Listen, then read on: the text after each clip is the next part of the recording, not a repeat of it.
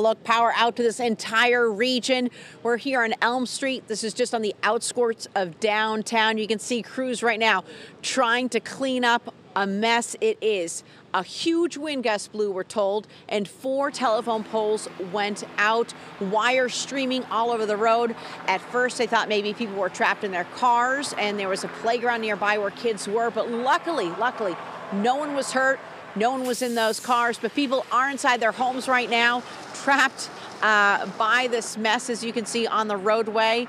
No one, again, has power in this area, and it's going to take quite some time to get it established. People that we spoke to say they are just lucky that no one was hurt. Take a listen.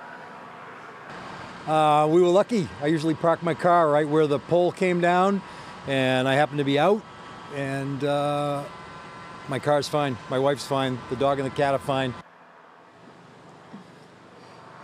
And everyone here is fine, but again, they are without power on what's going to be a windy and cool night here in Marblehead. We are on Elm Street again, back out here live outside of downtown Marblehead, where you can see power crews working. Several poles blew over and one heck of a wind gust earlier with this storm.